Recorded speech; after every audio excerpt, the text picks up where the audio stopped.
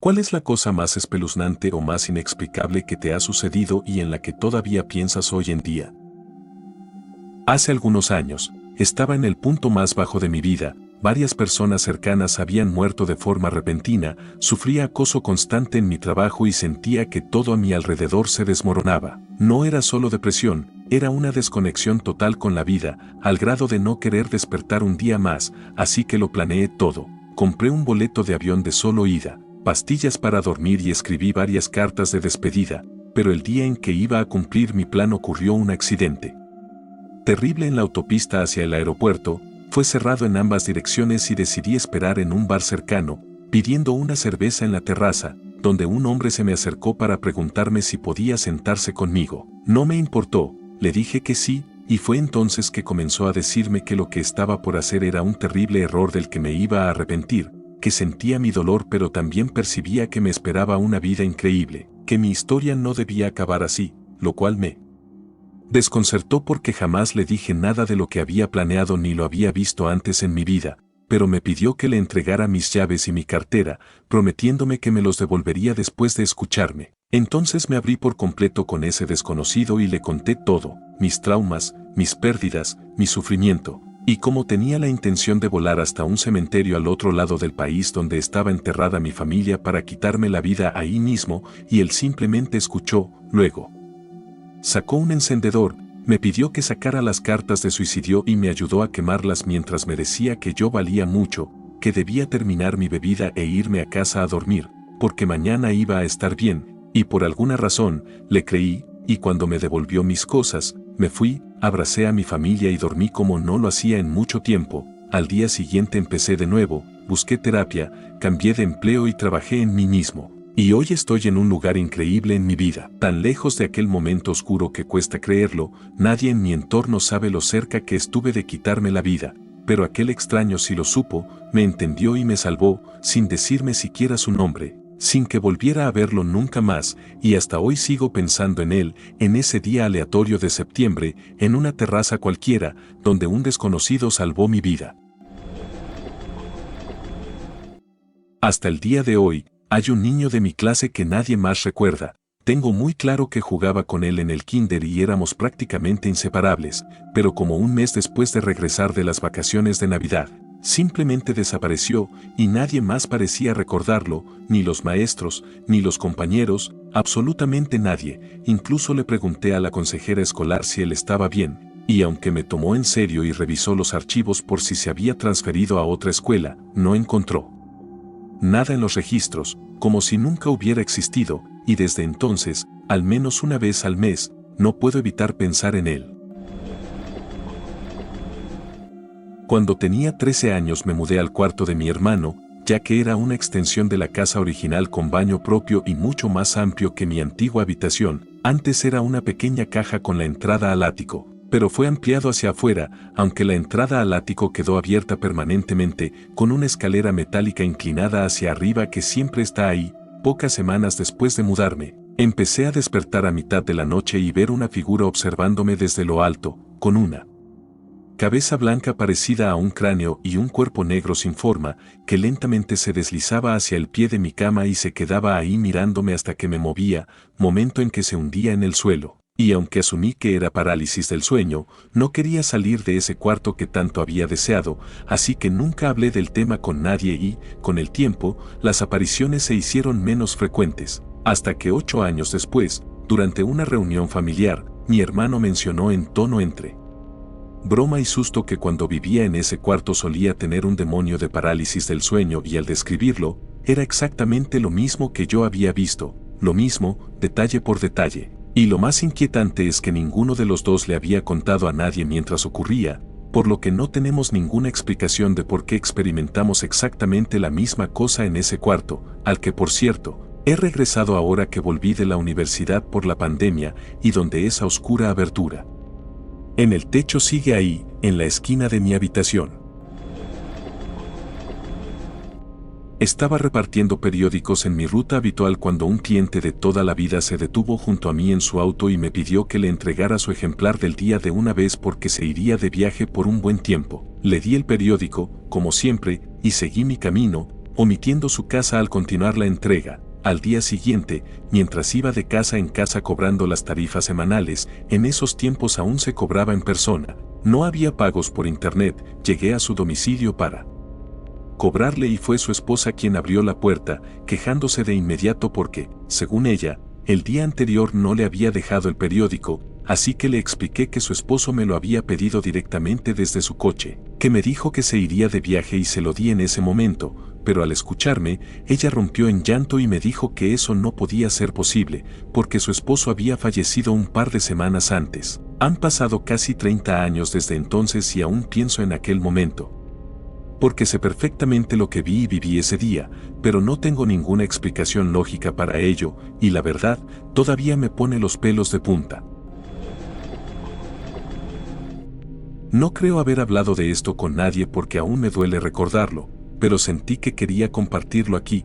Tenía un vecino de unos 30 años, vamos a llamarlo Aram, que era una de las personas más amables que he conocido, alguien que se sentía como el hermano mayor que siempre quise tener, era bueno en todo, fanático del gimnasio, sabía cantar, tocar todo tipo de instrumentos, bailar, hacer deporte, cocinar, y siempre que podía nos llevaba a mi hermano menor y a mí a la playa, era alguien muy especial. Todo ocurrió 3 días antes de mi cumpleaños número 14, cuando iba rumbo a la escuela por la mañana y, de pronto, tuve una visión muy vívida y absurda, vi a Aram teniendo un accidente y muriendo. Fue tan real que casi me pongo a llorar, pero traté de calmarme pensando que seguramente era por la película que había visto la noche anterior, en la que un personaje moría. Continué con mi día y ya eran cerca de las 8 de la noche cuando mis padres recibieron una llamada, pude ver cómo sus rostros cambiaban de expresión al contestar y, al colgar, dijeron que tenían que salir un momento,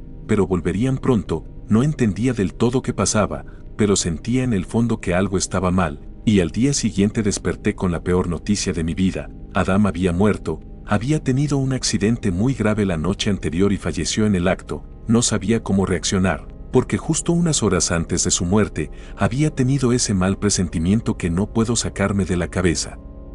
Y durante días no pude dormir, me sentía culpable por no haberle dicho nada, pensaba que tal vez, si lo hubiera hecho, él seguiría con vida. Han pasado casi 7 años desde aquel día, pero cada vez que pienso en él, el dolor vuelve, el vacío también, y sigo deseando que estuviera aquí, que nunca se hubiera ido, y aunque aún no entiendo por qué tuve esa sensación tan fuerte antes de que todo pasara, me sigue asustando hasta hoy.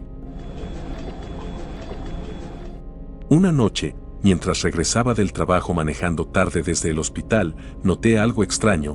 Un auto comenzó a seguirme de una manera que me incomodó. Había salido de la carretera principal y tomé varias calles secundarias, como hacía normalmente, pero en una de esas vueltas, un auto dobló exactamente al mismo tiempo que yo, y luego aceleró para colocarse justo detrás de mí. Al principio no le di importancia, pero en cierto momento pensé en parar en un 7-Eleven para comprar algo de comer.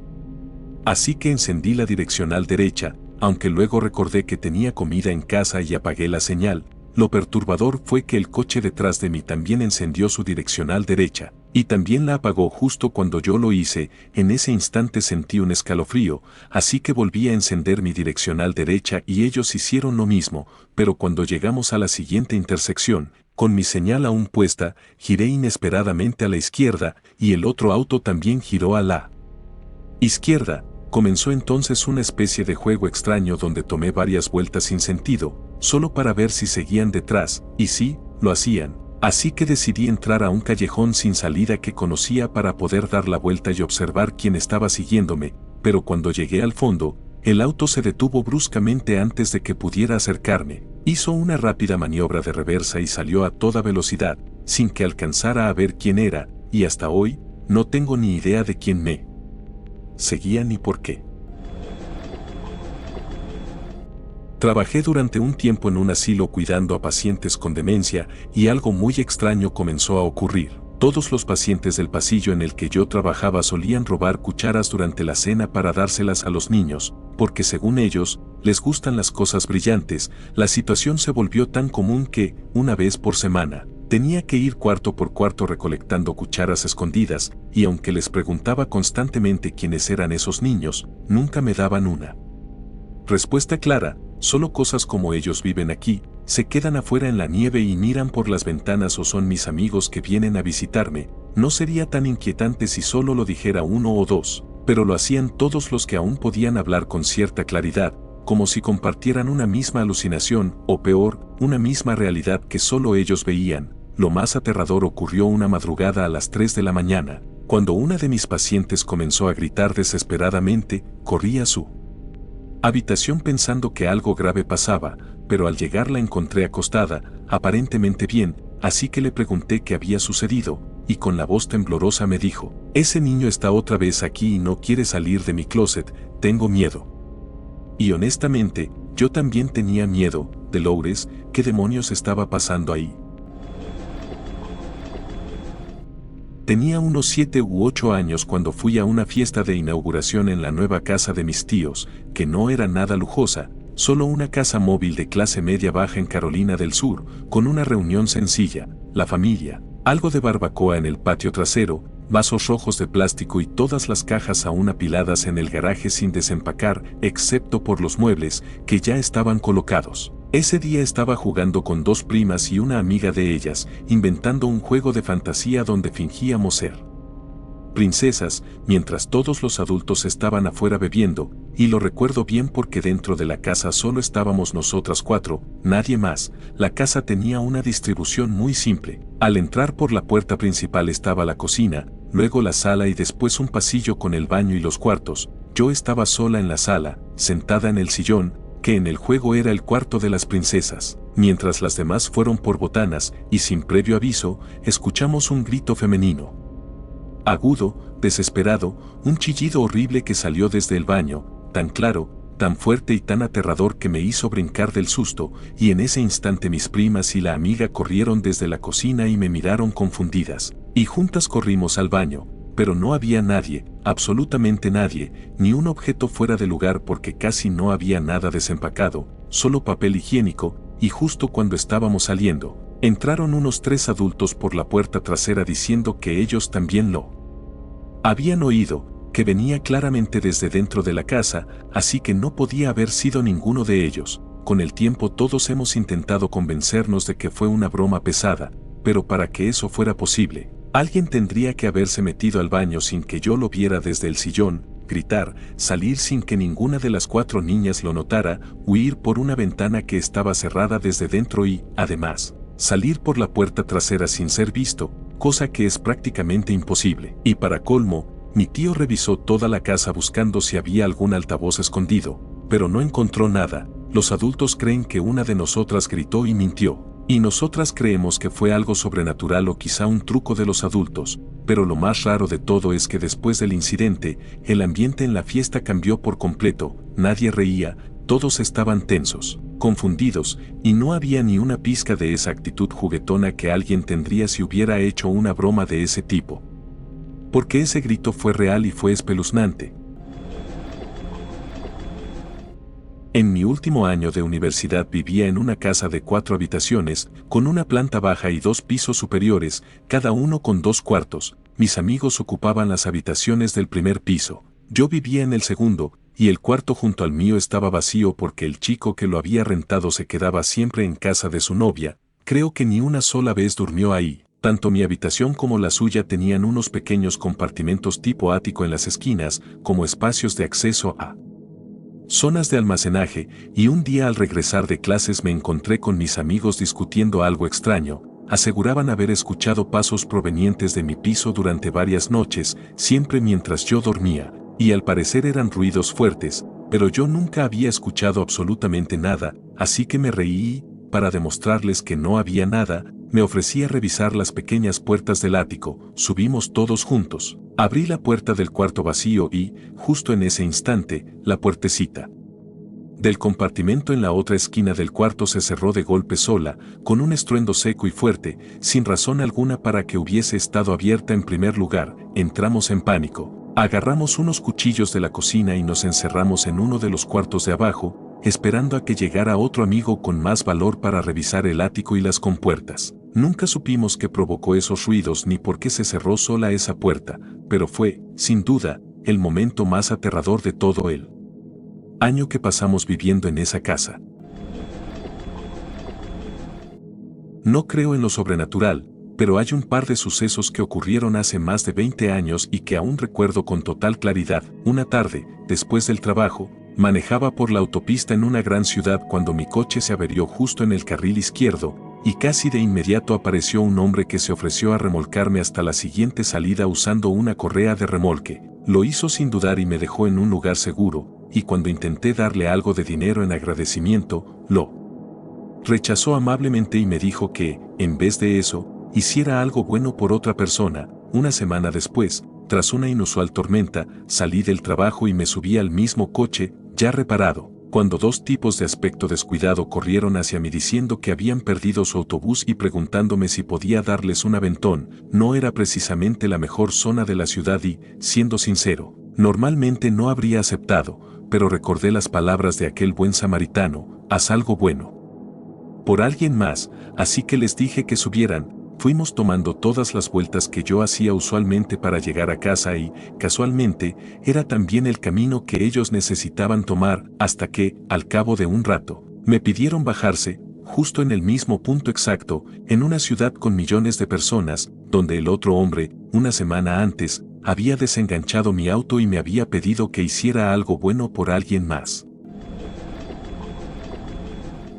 Un fantasma me salvó la vida en un antiguo teatro shakespeareano embrujado al advertirme que una tabla, la única que conectaba con una esquina remota del edificio, a unos 18 metros sobre el escenario, tenía una sección faltante, y me dijo que si seguía caminando, iba a morir. Era 1985. Yo tenía 17 años y había trabajado todo el verano allí sin haber visto jamás al hombre que me habló ese día. Había conseguido un trabajo increíble en el equipo de operaciones escénicas justo después de terminar la secundaria y me asignaron al Teatro Superior, donde trabajaba entre las vigas y pasarelas suspendidas sobre el escenario. Ese día, durante mi hora de comida, decidí seguir trabajando para poder salir antes, y me pidieron caminar fuera del pasillo principal, cruzar una tabla de madera y soltar una cuerda que debía levantar otra más gruesa para amarrarla a una de las vigas, ya que estábamos preparando el escenario con luces y decoraciones, colgándolas de unos tubos con poleas y contrapesos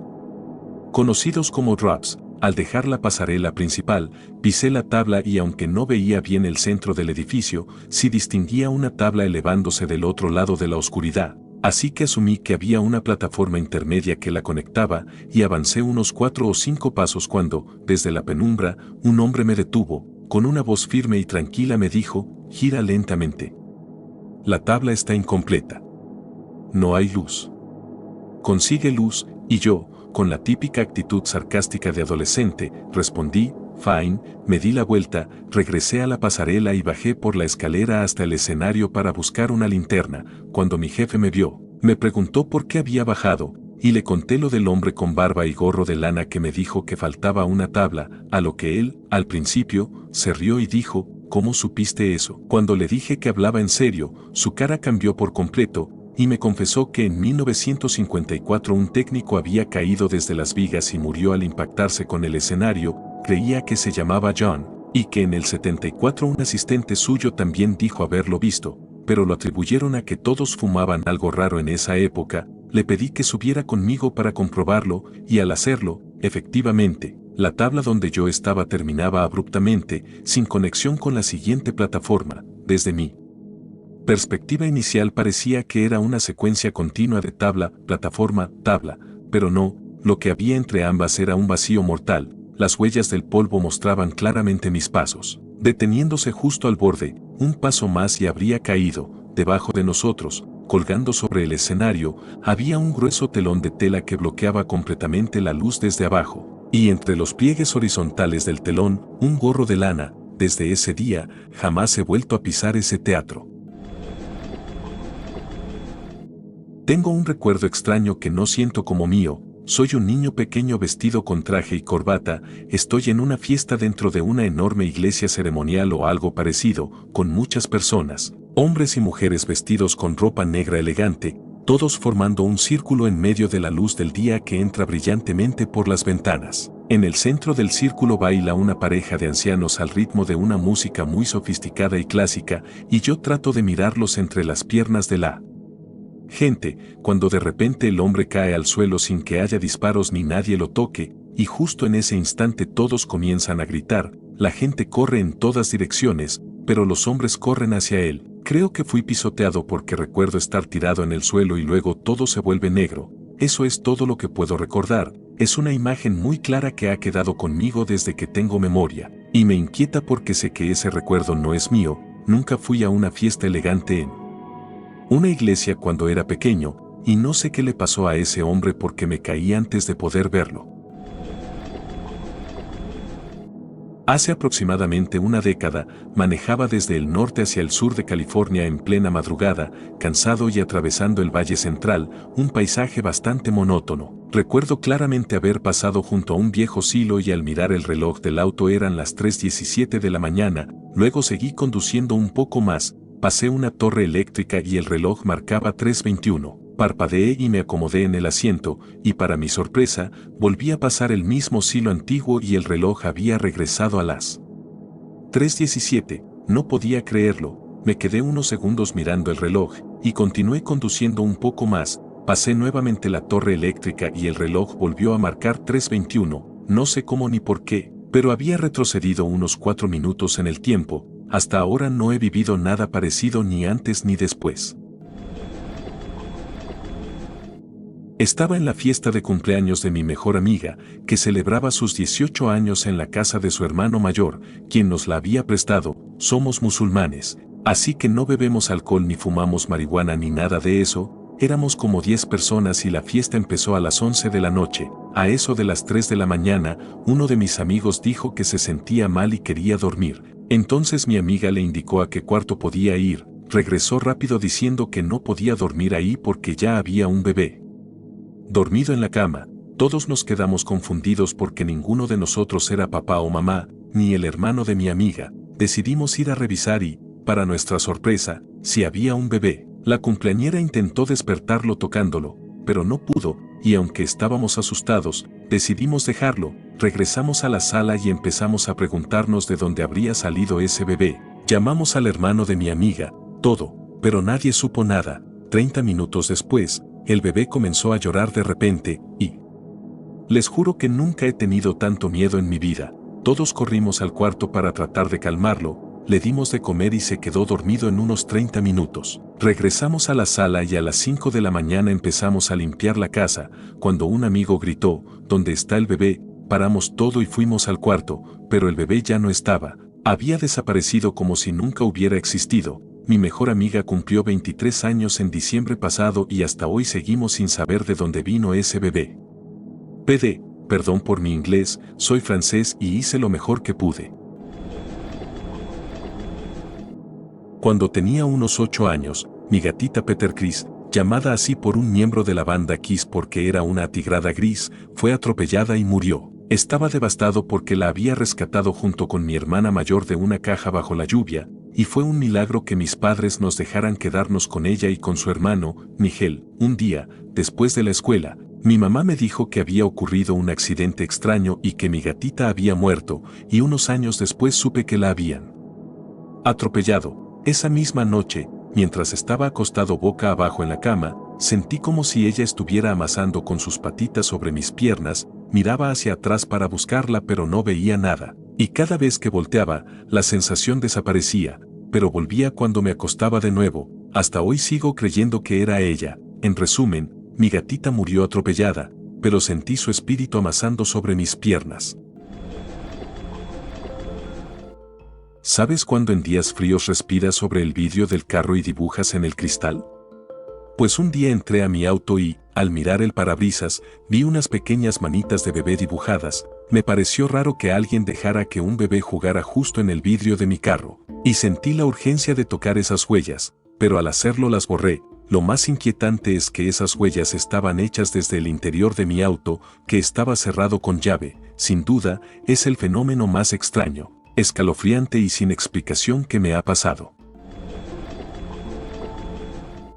Tuve una pesadilla recurrente en la que un parásito completamente negro me succionaba la vida. A veces me esperaba en las esquinas oscuras justo cuando iba a acostarme, y durante ese tiempo mis gatos siempre dormían conmigo en la cama. Para mí fue un periodo muy estresante, sentía una comezón en el pecho justo donde en el sueño el parásito me drenaba la vida, y empecé a sentir un bulto del tamaño de un guisante. Fui al médico y me hicieron una biopsia, y resultó que tenía cáncer de mama siendo hombre, con solo 28 años. Después de recuperarme, el sueño desapareció por completo y mis gatos volvieron a dormir en sus lugares normales, no sobre mi cama. La pesadilla ya era bastante aterradora, pero lo que realmente me ayudó fue la protección que sentí de mis gatos durante ese tiempo. Tuve un Schnauzer que podía escuchar el sigiloso andar de un gato sobre una alfombra persa. Cualquier ruido leve la despertaba de su sueño y comenzaba a ladrar sin parar. Era la compañera perfecta para mis viajes de campamento, alertándonos de la presencia de osos, mapaches o zorrillos cerca de nuestro campamento. Una mañana nos despertamos después de una noche tranquila en las montañas del suroeste de Colorado y descubrí que la cuerda central de mi tienda de campaña ya no estaba asegurada con la estaca de aluminio que había usado, sino con una rama de álamo tallada en forma de estatua tiki, con un rostro gruñendo y dientes hechos con la corteza, y que claramente había sido quemada para darle un color marrón. Mi perro no hizo ni un solo ruido durante la noche y aparentemente yo dormí más profundo de lo que pensé. Salí apresuradamente de la tienda, miré alrededor del pequeño lago alpino y no vi otros campistas ni señales de personas. Decidí acortar mi viaje y regresé corriendo los 13 kilómetros hasta mi auto, donde no había ni un solo vehículo más en el estacionamiento del inicio del sendero. Hace años tuvimos una perra rescatada, una mezcla de terrier, que vivía con nosotros en el campo, en una ladera boscosa con unas 5 hectáreas de bosque y campos salvajes. A ella le encantaba andar allá arriba persiguiendo conejos, pero también amaba su hogar, así que nunca se alejaba por mucho tiempo. Un día desapareció y, tras buscarla exhaustivamente con nuestros otros perros y con la ayuda de un amigo que trajo a los suyos, además de poner anuncios y carteles, no dimos con ella durante 6 días. Casi habíamos perdido la esperanza, pero sentí una corazonada, una especie de cosquilleo en el estómago, sobre una zona en particular que ya habíamos revisado muy bien. Armándome con una hoz y guantes de jardinería, abrí camino hasta el centro de un enorme zarzal. Era verano y lo único que se escuchaba era el canto de los pájaros y los insectos. Hasta que de repente oí un pequeño ladrido apagado, llamé su nombre y me respondió emocionada. Estaba atrapada muy adentro, bajo tierra, en una madriguera de conejos. Seguí llamándola hasta que llegó ayuda, y la brigada de bomberos local acudió para ayudarnos y aconsejarnos. Finalmente logramos sacarla, y aunque estaba cubierta de barro y corría como una loca, el veterinario dijo que estaba prácticamente bien. Probablemente se había mantenido con vida bebiendo agua y comiendo tierra. No soy una persona de creer en cosas raras, pero supe con certeza interior que estaba ahí, sin ninguna explicación lógica. Cuando estaba en 3er grado, me mudé a un nuevo pueblo y a una casa vieja que estábamos renovando. Durante la remodelación vivimos en una casa rodante en el patio trasero. Encontramos todo tipo de cosas en las paredes: botellas viejas, lentes antiguos, cartas, periódicos y fotos de niños con uniformes escolares. La casa tenía 2 pisos y las escaleras eran un punto clave para sucesos extraños. Al llegar arriba había un pequeño descansillo antes de las 2 habitaciones. Siempre dejábamos la luz encendida ahí por si alguien necesitaba ir al baño de noche. Yo compartía cuarto con un hermano y el otro era para nuestro hermano mayor, pero yo me negaba a dormir arriba porque me sentía muy incómodo, así que dormía en el sofá de abajo. Un fin de semana, cuando estábamos en la escuela y mi mamá en el trabajo, mi hermana mayor estaba en el cuarto de mi hermano mayor viendo televisión. Escuchó pasos subiendo las escaleras y pensó que era mamá que había llegado temprano. Llamó, pero no obtuvo respuesta, solo los pasos que se dieron la vuelta y bajaron. Cuando fue a revisar no había nadie en la casa y todas las puertas estaban cerradas con llave. Pero eso no es todo. Una semana después, mi hermano mayor se quedó solo en casa mientras los demás estábamos de vacaciones. Su novia estuvo con él unas noches y una madrugada, como a las 3 de la mañana. Ella bajó al baño y dijo que escuchó susurros de niños. Un par de noches después, entre las 3 y 4 de la mañana, la novia despertó a mi hermano porque sentían que alguien estaba en la casa. Escucharon pasos subiendo las escaleras, la luz del descansillo estaba encendida y vieron una sombra bajo la puerta, como si alguien estuviera parado ahí. además la manija comenzó a moverse, aunque por suerte estaba cerrada con llave. Ambos se asustaron mucho y mi hermano tomó una de esas espadas de exhibición samurái que no cortan y fue hacia la puerta. Al instante escucharon pasos bajando las escaleras, él lo siguió valiente o imprudentemente, pero solo encontró una casa vacía, con todas las ventanas y puertas cerradas. Llamó a la policía pero no pasó nada. No es algo tan impactante como otras historias, pero una vez estaba en mi departamento haciendo tareas de la escuela, trabajando tranquilamente en la computadora, cuando de repente recibí un mensaje de texto anónimo, sin ID ni número visible, que simplemente decía que tenía 4 respuestas incorrectas en una tarea en línea que aún estaba trabajando. Fue completamente inesperado y me hizo entrar en pánico. Empecé a revisar si tenía virus o si alguien se había metido en mi sistema. Guardé todos mis archivos en la nube y formateé mi computadora por precaución. Desde ese día uso VPN y antivirus constantemente, porque que alguien vea lo que estás haciendo en tiempo real y lo comente de forma tan directa con un mensaje es suficiente para que empieces a dudar seriamente de cuán seguro estás realmente en Internet. Ya he compartido esta historia antes, pero aún me parece algo bastante interesante. Fue poco después de que nos mudamos, cuando salí a explorar la zona detrás de mi casa, un lugar que solía ser una pequeña cantera y que con el tiempo se había llenado de agua, formando un estanque profundo del que decían que tenía unos 18 metros de profundidad si llegabas a pisar dentro. Caminando por la orilla, me encontré con una mochila tirada en el suelo llena de cartuchos viejos de videojuegos para Nintendo 64. Además de un conjunto de ropa extendido en el suelo, pantalón y camiseta, colocados como si alguien hubiera estado acostado ahí y simplemente se hubiera desvanecido. Tanto la ropa como la mochila parecían llevar bastante tiempo en ese lugar, y aunque esto ocurrió en 2004, los cartuchos ya estaban algo desfasados para entonces. Le conté a mis padres y llamaron a la policía, pero no encontraron reportes de niños desaparecidos ni nada por el estilo, y nunca obtuvimos una explicación. Lo raro es que no parecía una broma. Éramos nuevos en el vecindario y alquilábamos la casa, pero la mayoría de nuestros vecinos eran personas mayores, y no parecía probable que alguien desperdiciara cartuchos de N64 como parte de un juego tonto, ya que en ese entonces era un lujo tener esa consola. La policía nunca buscó en el estanque porque no tenían razones concretas para hacerlo, y aunque mi hermana y yo seguimos yendo a ese lugar durante un año más, siempre evitamos ese rincón porque simplemente daba mala espina, y hasta donde sé, todo sigue ahí, intacto, como si el tiempo se hubiera detenido.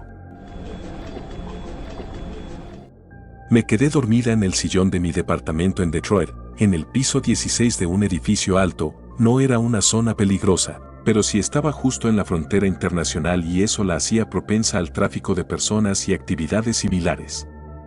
Ya pasada la medianoche, tuve una sensación extraña que me despertó, como si algo no estuviera bien, y al abrir los ojos vi directamente a un hombre parado en el pasillo de entrada, iluminado por la luz del exterior. Al notar que yo estaba despierta, retrocedió lentamente y cerró la puerta. Corrí a despertar a mi novio de aquel entonces, que estaba en la recámara, y salimos al pasillo para ver quién había sido, pero no encontramos ni rastro de él. Probablemente fue un vecino que se equivocó de puerta, pero hasta el día de hoy ha sido la cosa más escalofriante de la que he despertado. Lo peor es que esa fue la única noche que dejamos la puerta sin llave, ya que por costumbre siempre la cerrábamos, pero esa vez me quedé dormida temprano y se me olvidó.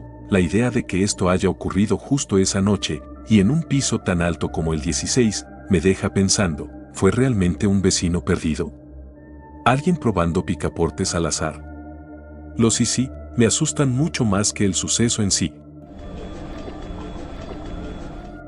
No es algo especialmente aterrador, pero sí completamente inexplicable. Cuando era niño, fui a casa de un amigo después de la escuela y como era un día soleado, decidimos ir al parque cercano y luego atravesamos el bosque que estaba ahí mismo, acompañados por su hermano menor. Mientras caminábamos por el sendero, notamos algo extraño. En el suelo, junto al camino, había vallas rojas cuidadosamente colocadas formando 3 figuras de palitos, como dibujos de personas hechas con ramas o palitos, y lo raro es que justamente éramos 3, nos pareció curioso pero seguimos con el paseo, y más tarde, ya en la casa, mi amigo y yo decidimos volver a verlas mientras su hermano se quedaba. Cuando llegamos de nuevo al lugar, Ya solo quedaban dos figuras, una había desaparecido. Mi amigo tomó una foto con su celular y luego pateó las vallas por si acaso, y salimos corriendo de regreso. Hasta el día de hoy no tengo idea de qué fue eso. ¿Una coincidencia?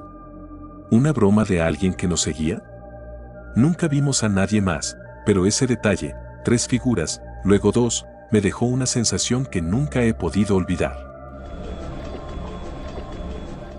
Tenía unos 14 años, era principios de los 90 y viajábamos desde Texas hasta Tacoma, Washington, casi sin dinero, sin comida y con el tanque a punto de vaciarse. Quedamos varados en Chico, California, y mientras mi mamá llevaba a mis hermanitas al baño de la gasolinera yo me quedé sentado en el coche, abatido por nuestra situación, mirando hacia abajo, cuando de pronto se abrió la puerta y se sentó una mujer de cabello castaño, con aspecto de mamá de los Brady, que me miró y dijo: «Parece que la están pasando mal, toma esto, dáselo a tu mamá y dile que algún día se lo devuelva a alguien que lo necesite». Al abrir la mano vi un billete de $100 y, al alzar la vista, ella ya no estaba por ninguna parte, se había desvanecido. Rompí a llorar y, cuando mi mamá regresó, le conté lo ocurrido y ella también lloró. Con ese dinero llenamos el tanque, compramos una bolsa de naranjas a un vendedor junto a la carretera y pasamos un par de horas nadando y comiendo en un parque junto al río antes de volver al camino. Jamás volvimos a ver a aquella mujer, pero gracias a su gesto llegamos a Tacoma y empezamos nuestra nueva vida, y hasta hoy seguimos agradeciendo a aquella desconocida de poderes invisibles que nos salvó con su amabilidad. Esto no me pasó exactamente a mí, pero sí sentí la mala vibra que generó la experiencia. Mi mejor amigo y su mamá estaban mudándose de la casa donde vivían solos, y él quiso tomar una última selfie en su cuarto. Cuando le mostró la foto a su mamá, ella preguntó: «¿Quién es ese?». Al revisar bien, se dieron cuenta de que en la escotilla del ático, justo sobre su habitación, había un rostro blanco y siniestro, casi como una máscara, que los observaba por encima del hombro. Él siempre había escuchado ruidos provenientes del ático, pero nunca había visto nada. Unas semanas después, durante un viaje de lucha libre en el que nos hospedamos en un hotel, él mostró la foto al grupo, y comenzaron a suceder cosas extrañas, golpes en la puerta de nuestra habitación cuando nadie estaba ahí, destellos o apariciones fugaces de una figura en el espejo. Todos nos asustamos, y mi amigo, tan paranoico, puso grabaciones de versos bíblicos toda la noche para alejar cualquier demonio. Desde que tomó esa foto, ha vivido experiencias extrañas y no ha vuelto a ser el mismo. Justo después de que empezó la cuarentena, recibí un paquete por correo dirigido a mi nombre y a mi dirección. Dentro venía solo un Starburst rosa y nada más. Hasta el día de hoy no tengo idea de quién lo envió ni por qué. La dirección de retorno era una oficina vacía al otro lado del país. No me comí el caramelo, creo que el matasellos coincidía con esa dirección, pero ha pasado tanto tiempo que no estoy segura. Tengo una amiga en mente que podría haberlo hecho, pero ya falleció. No fue enviado desde otro país, y usaron mi nombre completo, el cual no uso para nada más que documentos legales, ya que casi siempre uso un apodo. Llevábamos solo 8 meses viviendo en esa casa cuando recibí el paquete y no conocemos bien a los vecinos. Además, mi cuenta de Amazon está registrada a nombre de mi esposo. Y gracias por los reconocimientos. Mi abuela y yo vimos una vez a un muerto en el cuarto de lavado. El área de lavado está conectada con la cocina por una puerta que también da a la sala. Una tarde mi abuela necesitaba un cesto para ropa y la seguí hasta el cuarto de lavado, y en cuanto entramos vimos esa figura oscura, de aproximadamente mi estatura. Yo tendría 6 o 7 años, completamente negra. No como una persona negra, sino como si estuviera cubierta de un material negro. Estaba encorvada junto a la lavadora. Lo vimos. Solo un instante, el tiempo suficiente para notar que estaba ahí, y luego desapareció. Recuerdo que mi abuela me preguntó: ¿viste eso? Y se lo tomó a broma, fue por el cesto y siguió con lo suyo. Pero yo evité la cocina un buen tiempo después, de manera relacionada. En esa casa tenía las pesadillas más terroríficas y frecuentes, tan intensas que mi pediatra quería que fuera a terapia. No soy una creyente total en fantasmas, pero todavía me pregunto qué pudo haber sido. Mi abuela siempre lo llama la bolsa de basura porque era del tamaño de una y estaba encorvada en la esquina como si fuera basura. En la preparatoria, solía bajar de peso y entrenar para lucha libre, lo que implicaba muchas carreras nocturnas en la pista de la escuela secundaria, que era vieja, de grava, cerca del bosque y sin iluminación. No me gustaba correr en la pista de la preparatoria, así que iba ahí, una noche, mientras miraba el teléfono para controlar el tiempo de mis vueltas, alguien me embistió de la nada. Rodamos por el suelo y esa persona no dijo ni una palabra, solo gruñía. Por suerte me levanté y corrí hacia la escuela secundaria, donde me encontré con unas personas que llamaron a la policía. Tuve que dejar todas mis cosas atrás y, curiosamente, él no tomó nada. Fue una experiencia muy extraña. Iba manejando a casa después del trabajo por un camino largo y algo oscuro. Admito que estaba cansado y con frío, solo quería llegar pronto. El límite de velocidad era 60 millas por hora y yo iba cerca de 70. De repente, apareció frente a mi carro una chica con cabello largo y rubio, abrigo negro con piel marrón en la capucha y jeans. Sabía que había otro auto a mi izquierda más adelante, era negro y estaba detenido. Y justo antes de verla logré esquivarla. Estaba muy asustado, así que me desvié a una calle lateral y me detuve para entender qué estaba pasando. Entonces un hombre alto con abrigo negro y cabello corto salió del lado del conductor del auto detenido, agarró a la chica, la arrastró hacia el coche mientras ella forcejeaba, y la metió de nuevo. Llamé a la policía, les di la descripción del auto y la dirección en que se fueron. Nunca supe nada más, pero no he dejado de pensar en ella desde entonces. Han pasado 2 años. PD, por si a alguien le interesa o sabe algo, esto fue en Lincoln, Rhode Island, Estados Unidos, junto a la preparatoria, en enero/febrero de 2019, el auto era un deportivo negro nuevo, creo, con una luz trasera que abarcaba todo el ancho del coche en la autopista George Washington.